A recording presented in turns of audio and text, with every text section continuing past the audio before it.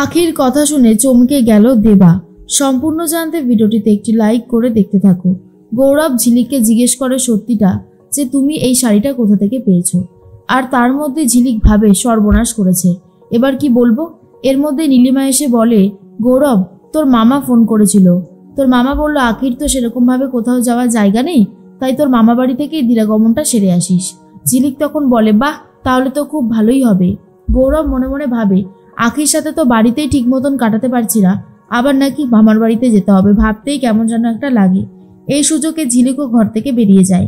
রাইমার সাথে কথা বলতে থাকে পিয়ার, আর বলে, রাইমা দেখো, একটা এমার্জেন্সি কাজে আমাকে মুম্বাই যেতে হচ্ছে, তোমাকে আমি কিছু দায়িত্ব দেব, সেই দায়িত্বটা তুমি ভালোভাবে পালন করবে। পলিকে এই সমস্ত ব্যাপারে কিছু বলার দরকার নেই, কেমন। রাইমা তখন বলে, ঠিক আছে বলুন না কি করতে হবে। পিয়ার বলে দেয় রাইমাকে ঠিক কি করতে হবে।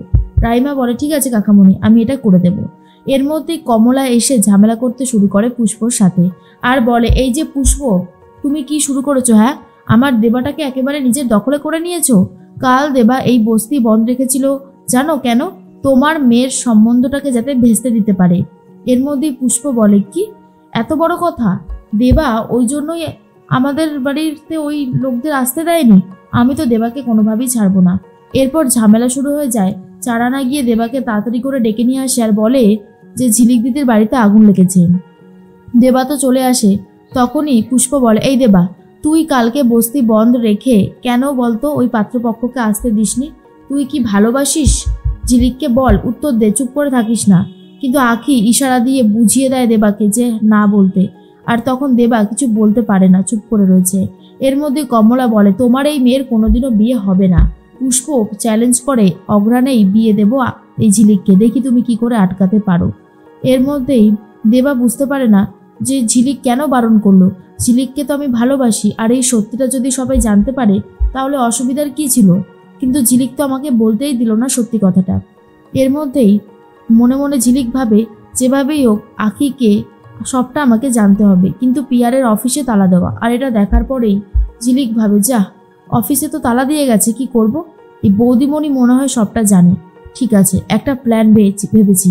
আর এরপরেই ঝিলিক সবাইকে বলে, আমাদের দৌড় ধরার টাকা দিয়ে আজকে আমরা পিকনিক করব। আমরা আজকে লুচি আর মাংস বানাবো বাইরে, ভালো হবে না? জেঠুমণি বলে, খুব ভালো হবে, খুব ভালো। এরপর সবাই মিলে হাত তোলে যে পিকনিক করবে। আর তখনই জেঠিমণি বলে, রান্নার দিকটা আমি আর ছোট দেখে নেব। পলি এসে বলে, না না, তোমরা কেন দেখতে যাবে, আমি রান্না করব আর রাইমা বাসন মাজবে। কি রাইমা, তাই তো? রাইমাও চলে এসেছিল। রাইমা তখন বলে, হ্যাঁ, না হওয়ার কিছুই নেই। রাইমার মুখে এই সমস্ত কথা শুনে তো অর্ক আর অর্কর বাবা পুরোপুরি অবাক হয়ে যায়। গৌরব তখন বলে, জেঠিমণি আমি কিন্তু এসব অয়েলিং খাবার খাবো না। আর তারপরেই জেঠিমণি বলে, কেন? দেখ, তুই কি আজকের দিনও স্যালাড খাবি? আরে অল্প করে খেলে কিচ্ছু হবে না। কিন্তু গৌরব তো খেতেই চায় না।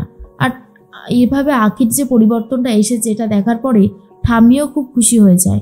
কিন্তু ঠাম্মি তো জানেই না এটা আখি নয়, এটা হলো ঝিলিক।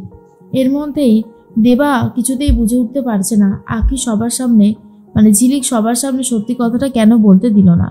এর মধ্যেই একজন স্যার এসেছে যিনি কিনা গান শেখায়। এর মধ্যেই পুষ্প বলে, এই তো আমার ঝিলিক মাও গান শিখে ভালো গান করবে আর পাত্রপক্ষর মন জয় করবে। গান তো শুরু করে দিয়েছে আখি, আর যেই গান শোনার পরে দেবার খুবই ভালো লাগে। এরপর যখন দেবা আর আখি মিট করে, দেবা তখন বলে, বিয়ের জন্য খুবই আগ্রহী দেখছি, কই আগে তো বুঝতে দিসনি যে তুই বিয়ে করতে এত চাইছিস। এর মধ্যেই আখি বলে, তোমাকেও বা কে বলেছিল যে তুমি এভাবে বস্তি বন্ধ রাখবে? তুমি জানো এর জন্য তোমার মাসি আমার মাকে ঠিক কতগুলো কথা শুনিয়েছে। দেবা তখন বলে, তুই তো আমাকে আগে বলবি, তাহলে বলিসনি কেন যে তোকে পাত্রপক্ষ দেখতে এসেছে? এর মধ্যেই আখি বলে, তোমার কি আমার উপরে একটুও ভরসা নেই? পাত্রপক্ষ দেখতে আসলেই কি বিয়ে হয়ে যায়? আর এই কথাটা শোনার পরে দেবা বুঝতে পারে যে ঝিলিক হয়তো তাকেই ভালোবাসে, কিন্তু এটা যে ঝিলিক নয়, এটা হলো আখি, সেটাও এখনো দেবা বুঝতে পারছে না।